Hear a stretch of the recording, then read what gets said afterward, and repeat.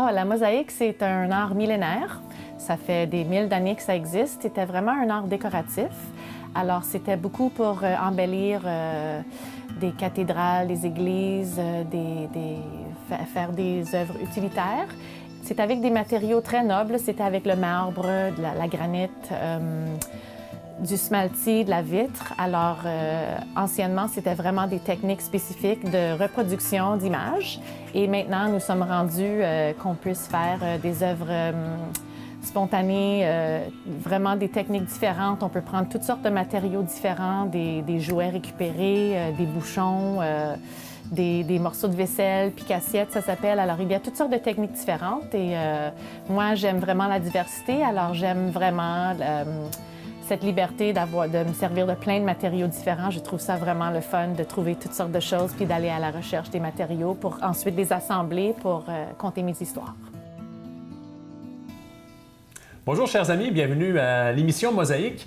Aujourd'hui à l'émission, je reçois une artiste que vous connaissez probablement pour l'avoir vue dans l'une ou l'autre des multiples médiations culturelles auxquelles elle participe, et j'ai nommé Monica Brinkman. Bonjour Monica. Bonjour Patrick.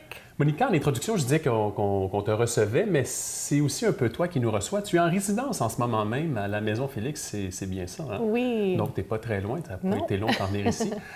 Qu'est-ce qui se passe ces temps-ci à la maison pour toi en médiation culturelle, Monica? Ah, c'est un vrai bonheur de travailler ici, de créer ici. Je travaille sur un projet personnel qui s'appelle Rêverie. Alors, je ne vais pas trop dévoiler, mais c'est une installation que je suis en train de créer et je travaille beaucoup avec le miroir, car je suis artiste mosaïste. Et le miroir, ça reflète la lumière, ça reflète le visage des personnes. C'est tout coupé en petits morceaux. Alors, combien de morceaux? Oh, peut-être 20 000, on va voir. C'est ça, hein, c'est très possible. Okay.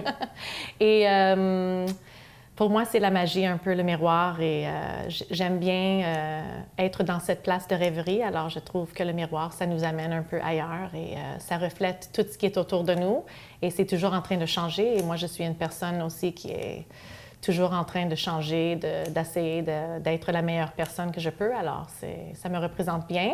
Et j'offre aussi des ateliers de création au public. Alors, nous sommes en train de faire des petits ornements de Noël que j'aime bien faire. C'est une tradition que je fais depuis à peu près 20 ans. 20 ans? Oui, avec mes cousines et mes sœurs Okay. et mes nièces et neveux. Et c'est une grande tradition chez nous de Donc, travailler. Tu le faisais familialement parlant et au des départ. amis. Et Okay. Oui, c'est ça. Et quand j'étais petite même aussi, c'était toujours le fun. J'adore Noël et décorer et tout ça. Et on fait aussi des souliers parce que, bien sûr, j'ai un lien très spécial avec la chanson « Moi, mes souliers » de Félix. Alors, c'était un peu mon introduction dans le monde de Félix avec une classe multi-âge à Vaudreuil et la Maison Félix-Leclerc. Alors, c'est une chanson qui est très importante pour moi. Alors, nous sommes en train de décorer des souliers et des patins parce qu'il y a plein de souliers différents. Tout le monde on voyage de façon différente. Mm-hmm. Et on est en train de travailler des petits livres aussi décoratifs en collage et tout ça. Alors, c'est vraiment le fun. Tu te dis artiste mosaïste. Oui. Pour les gens. Ça veut dire quoi, un artiste mosaïste, exactement? Une mosaïque, c'est plein de petits morceaux. Ça s'appelle des tesselles qu'on peut couper. Traditionnellement, c'était du marbre, de la pierre, et que les gens ils se servaient comme un art décoratif. Et c'est un art millénaire. Et plus récemment, on peut faire notre propre création en mosaïque. Alors moi, je me sers de toutes sortes de matériaux différents. Beaucoup de récupérations. J'aime bien la vitre, le miroir, les bijoux, toutes sortes d'affaires. Et on assemble plein de petits morceaux pour créer soit une image réaliste ou une image abstraite. C'est ma façon de m'exprimer. Et ça a toujours été ma façon parce que quand j'étais petite, j'ai fait beaucoup de courtes pointes. Alors ça aussi, c'est patchwork, c'est rassembler des morceaux. Et c'est un peu ça que j'aime aussi dans la vie, c'est d'être entourée avec plein de gens, toutes sortes de gens différents. Ça a toujours été quelque chose d'important pour moi. Alors, c'est un peu aussi ma façon de vivre en mosaïque. Mais donc, toi, quand le projet Je suis est arrivé à la ville de Vaudreuil-Dorion autour de 2010, là, tu t'es accroché à ça. C'était comme une suite logique de ton parcours. En effet, ça s'est accroché à moi. C'est arrivé à moi sans que je le sache. C'était vraiment un cadeau incroyable. J'étais bénévole pour prendre les 20 000 ou 30 000 photos que nous avons exposées dans le parc. Oui, en tout cas, c'était beaucoup de photos, des beaux visages des citoyens. Alors, je suis participée à rentrer dans les écoles, prendre les photos. Okay. Et c'est là que j'ai rencontré Michel Vallée. Et j'avais fait beaucoup d'œuvres dans les écoles avec mes enfants. en tant que bénévole, on a fait beaucoup de mosaïques et tout ça. Et Michel, il a vu mes tableaux, il a dit « Hey, wow, ça serait vraiment le fun que tu fasses un petit projet communautaire et tout ça. » Et c'est devenu vraiment un privilège pour moi de travailler de cette façon, d'aller à la rencontre de tous mes voisins, de vraiment prendre le temps de se découvrir parce que, tu sais, on se voit dans l'épicerie, on parle vite, vite. Et encore? On se dit, oh, il fait pas beau, il fait froid. On parle pas des vraies choses nécessairement, mais quand on fait un projet communautaire, ça nous donne vraiment la chance de partager, premièrement, ma passion des arts et de vraiment aller à la rencontre de les voisins, prendre le temps de vraiment partager un moment intime et connaître leur histoire. Ça fait longtemps que tu habites à Vaudreuil-Dorion? Ça fait depuis 2005. 2005? Oui. Okay. Avant, j'étais à Terrasse-Vaudreuil et j'ai changé à Vaudreuil-Dorion, mais c'est comme si j'ai changé de pays. C'était vraiment... C'était vraiment... C'est pas loin, mais quand tu es vraiment ancré dans ta communauté et tu pars pour une autre communauté, tu es perdu un peu. Oui. Alors, quand je suis arrivée ici, j'étais vraiment perdue et c'était pas long avant que j'ai rencontré plein de gens incroyables. Non, parce que moi, j'ai l'impression que tu es comme un meuble à Vaudreuil-Dorion. Tu serais quel genre de meuble? Tu es plutôt sur un bureau, un frigo? Comment tu Une bicyclette. Une bicyclette. Une bicyclette. En mouvement. C'est ça, oui, exactement. Monica, tu as déjà dit, là je vais le dire parce que tu m'as dit ça récemment, que l'art fait du bien, écrire fait du bien, et l'art fait du bien partout, l'art guérit. Oui. Explique-moi ça, c'est beau ça. Oui, à l'âge de 19 ans, j'ai été diagnostiquée avec la maladie de Crohn, qui est une maladie intestinale. Et j'ai été très, très, très malade pendant jusqu'à peu près l'âge de 40 ans. J'ai subi 7 chirurgies majeures et en tout cas, j'ai vécu plein de choses. C'était vraiment difficile. Et j'avais arrêté de créer à un certain moment parce que c'était la survie. Je prenais soin de mes enfants, puis juste passer à travers la maladie, c'était dur. Et quand j'ai recommencé à créer des œuvres, ça a complètement changé ma vie. Ça m'a ramenée à une place où ma vie faisait du sens et je n'étais pas une personne malade. J'ai retrouvé un peu ma voie parce que une genre de porte de sortie. Oui, parce que quand j'étais petite, mes plus beaux souvenirs, c'était au chalet à Beresford de mes grands-parents, sur la baie des Chaleurs. Okay. Et je passais mes journées sur la plage avec ma sœur, avec mes cousines et tout ça. Et c'est là que j'ai commencé à vraiment collectionner des petits objets, ramasser plein de choses. Et c'est les premiers paysages qui restent toujours dans moi. Et c'était des moments dans ma vie où j'avais la liberté totale. Quand on est sur le bord de la baie, on oublie tout et on est un enfant et on s'amuse. Et on sortait là le matin puis on rentrait le soir.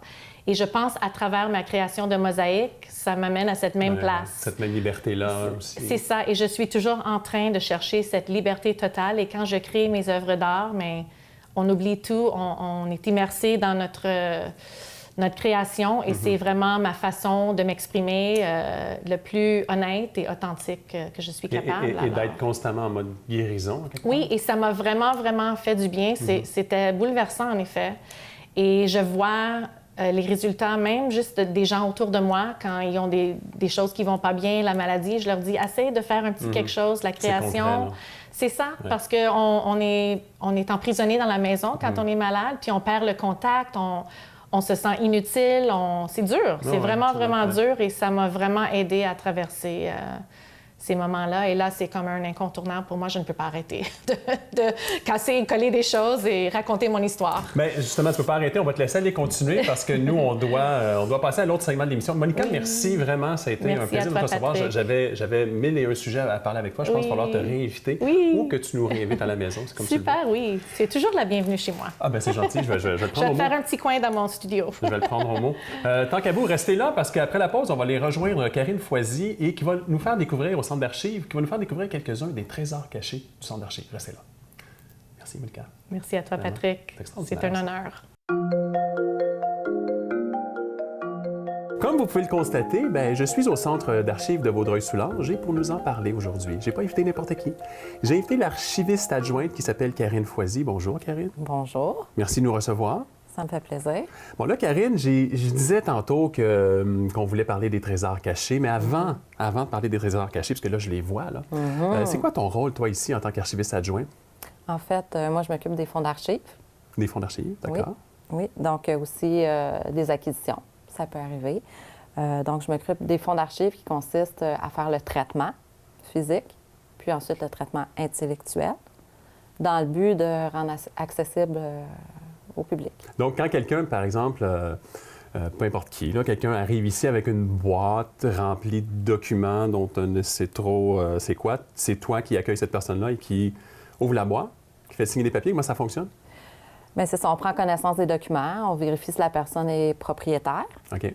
Ensuite, Et que c'est pas du stock volé, là. oui, entre autres. Mais on regarde la valeur de témoignage et d'informations que le document peut apporter. Il faut qu'il soit en lien, c'est sûr, avec notre mandat, notre région.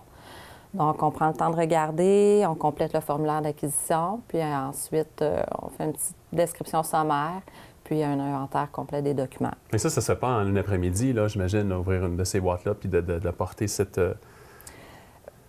Tout dépend de la quantité reçue. OK. OK? Des fois, ça peut être rapide, des fois, ça peut avoir un certain délai, là. Mais c'est une étape qu'on doit faire avant de commencer le traitement. Fait que ça peut arriver, par exemple, que vous ouvriez une boîte, vous en gardez une partie, et que l'autre partie, bien, elle n'a pas nécessairement de lien avec la mission, donc on la remet ou on la brûle ou on la fait exploser? Oui, bien, quand on va commencer le tri, quand on va commencer le traitement, il va y avoir un tri. Puis c'est vraiment quand on va faire le tri qu'on va regarder les documents un par un, puis qu'on va juger, on les élimine, on les garde. Ouais. OK. Et là, avec cette réflexion-là, est-ce qu'un jour, il y a quelqu'un qui est arrivé ici, puis il vous a remis sa boîte, il a dit « Bonne journée, vous avez ouvert ça, ah, document de Montcalm ». Parce que je sais que dans les trésors cachés, il y a entre autres des documents signés par Montcalm, signés par Louis XIV. Louis XIV, c'est oui. ça? Donc ça sort d'où, ça, ces documents-là? Vous les avez ici, c'est des originaux? Oui, c'est des originaux. OK. Oui, Puis ça provient des fonds d'archives qu'on a reçus. Ça peut être par don, par legs, mais oui. Fait que ça, quand on reçoit ça, on sonne la cloche, puis On est content. on festoie, là. Ben oui, tout à fait, oui. Et donc, par rapport à justement ces trésors cachés-là, parce que là, j'en vois ici, là, celui au bout, là, ça, c'est ben, pas Montcalm, c'est... lequel Ça, en déjà, fait, c'est notre plus vieux document. C'est le plus vieux, c'est ça? Oui, 1637. Il 1637. provient de la famille de Chartier-de-Lobinière, une famille importante de la région. 1637, là. 1637. L'original, là. Oui, oui. Fait que ça, on ne conserve pas ça tu sais, moi, les dessins de mes enfants, par exemple, je mets ça en 2 pages d'encyclopédie ou livre d'atlas. On ne fait pas ça avec ça ici, là. Tu sais, pour la garde des droites, là, c'est pas comme ça que ça se passe. Non, c'est ça. On le met dans un mica. Ouais. Dans un mica pour lui donner... Un comment? Un mica. Un mica. Oui. C'est joli, ça. Ça s'appelle un mica, le document la pochette, la oui. pochette, La c'est pochette, c'est un mica. OK. On le met dans un mica pour vraiment de protéger. offrir toutes les... Oui, c'est ça. Dans les autres trésors, on a ici un document de Frontenac, signé par Frontenac. Oui, est-ce que je vois ça, c'est l'étampe de Frontenac? C'est ça officiel de Son Frontenac. sceau? Oui. My goodness. On a aussi on en parlait tout à l'heure, un document signé par le roi Louis XIV. Fait que ça, c'est un original signé de Louis XIV, Oui. ici au Centre d'archives de Vaudreuil-Soulanges. Oui, c'est un ordre militaire. Ensuite, on a l'acte de concession 1702, la seigneurie de Soulanges. Par rapport à, mettons, lui là, que je vois, là, c'est sûr, c'est écrit dans une langue qui a grandement évolué. Là. Est-ce qu'il y a, ici au Centre d'archives, l'interprétation de ces documents-là? Est-ce qu'il y a la transcription? Est-ce qu'on peut le comprendre? Est-ce que c'est mis en contexte? Ou le document il est là, puis c'est aux gens, justement, à venir le Bien, comme consulter? on peut voir, l'écriture est assez facile à lire. Il y a celui-là qui est, c'est sûr, le temps a fait son œuvre. Oui. Mais sinon, nous, on est là aussi comme archivistes pour les guider, pour les informer si jamais il y a des questions. Fait qu'en tant que simple citoyen, là, je pourrais m'en venir ici et consulter ces documents-là. Oui, tout et à vous fait. demander, par exemple, qu'est-ce qui est écrit dans tel paragraphe. Ou vous faites ça, là. Oui. Beau On est là travail. pour ça, oui. Puis on est privilégié d'avoir un centre d'archives dans la région, justement. C'est pour ça qu'on peut présenter des documents comme ça à la population. Et en même temps, ça démontre, bon, là, c'est sûr, ici, c'est des vieux documents, mais ça démontre aussi l'importance de conserver cette mémoire-là bien vivante aussi, puis que les gens viennent ici avec leur... En fait, c'est que est-ce que les gens ont vraiment conscience, des fois, de l'importance de ce qu'ils ont à la maison, de leur importance historique quand ils apportent ces documents-là ici? Mais vous êtes là pour lever le flag et dire oui, effectivement, c'est important. Oui, c'est important. C'est notre mémoire collective. C'est qu'est-ce qui fait que nous sommes aujourd'hui, qui nous sommes aujourd'hui. Oui.